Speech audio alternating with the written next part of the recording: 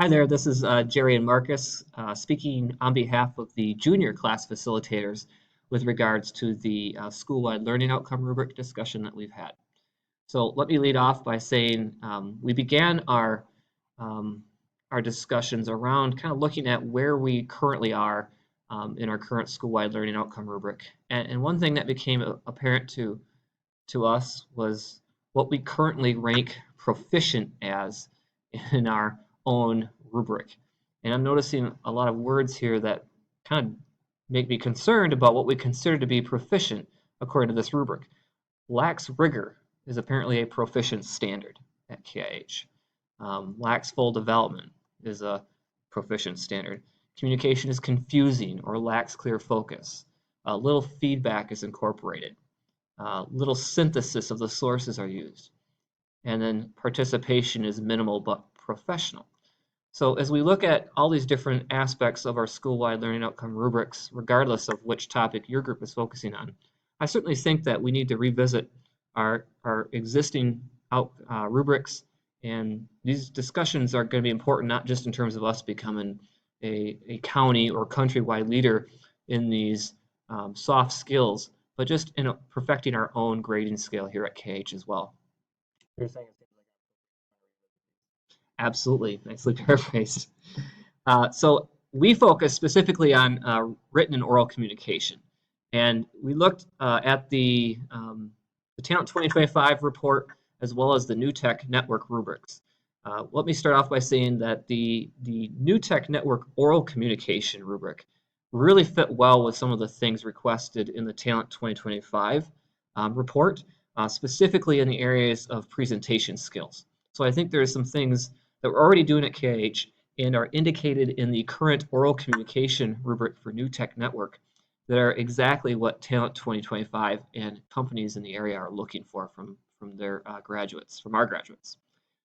Go ahead. Yeah. So another thing that came out of that was not only our presentation skills, but also being able to generate an appropriate report. I think as a whole, we probably do a pretty good job with that. But another piece of the 25 that we might be overlooking is poor correspondence.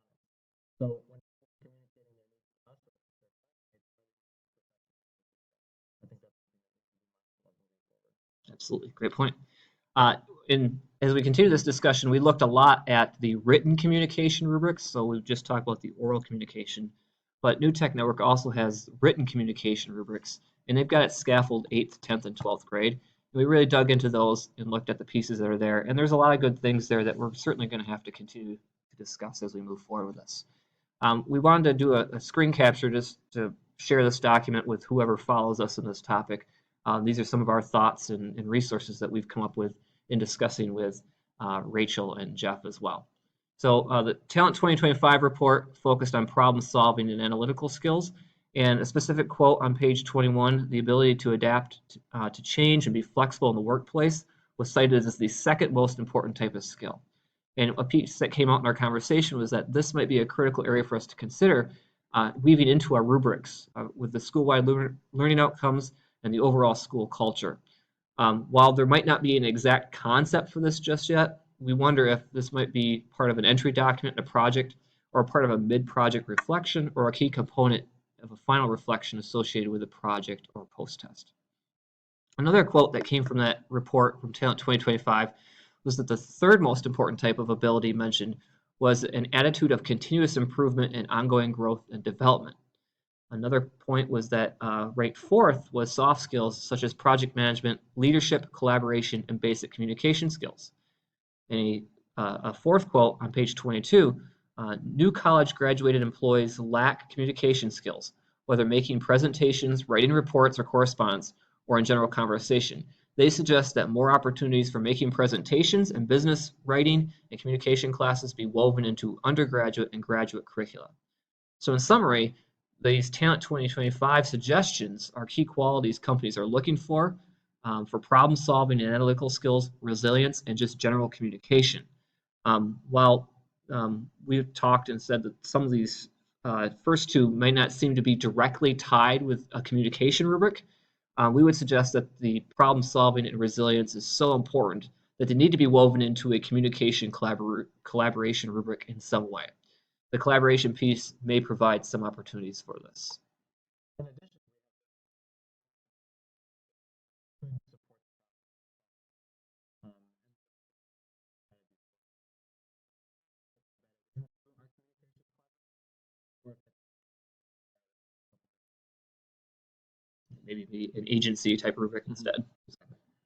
so rubrics as you discussed, we felt really solid with the oral communication, and so you can see some bullets here have been identified. New type rubrics highlight the following criteria for verbal communication: clear and original perspective, addressing opposing perspectives, synthesis of facts, experience and research, communication is appropriate to audience and purpose, sophisticated and varied language, which has focused for ethics practices, consistently fluid, polished, informative, and supportive communication.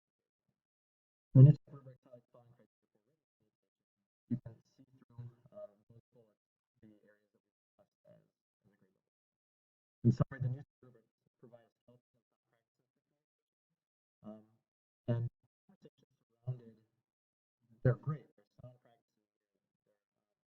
They're appropriate, but we're challenging that appropriate isn't good enough. In order for us to reach the level that we want to reach, we might need to think a little bit differently about the rubrics that we're using.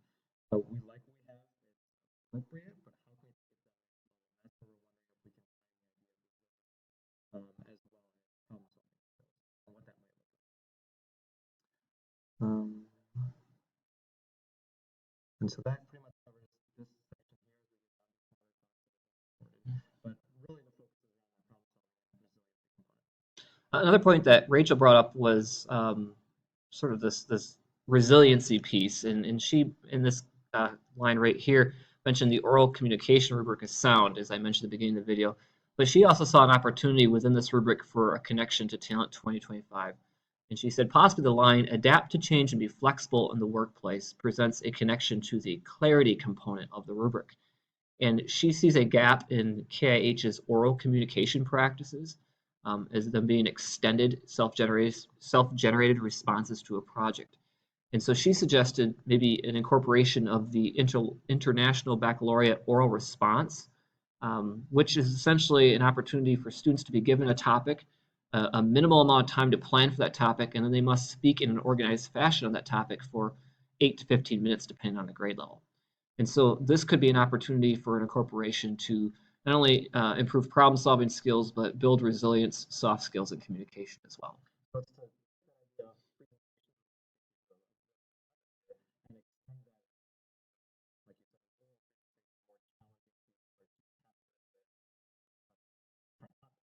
Really an opportunity to really up their game for what they've been doing. Exactly. Some other resources, which Jeff has linked into this document for all of us, the Angela Duckworth Grit Scale. The Grit Scale provides several good examples for assessing problem solving and resilience. You can see some of the bullet points there as well. He also linked in a summary of the Growth Mindset Survey, which offers some great opportunities for us to assess resilience as well. And then another one here, the measurement of flow. And so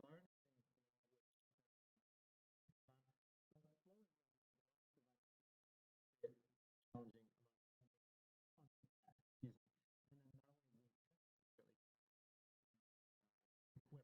well enough for that. So you can see in the graphic here, the Z or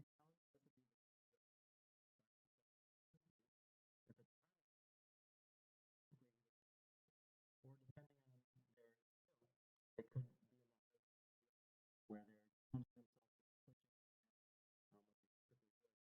they're challenging themselves with pushing because there's a balance level. We've seen this easy challenge and there's a low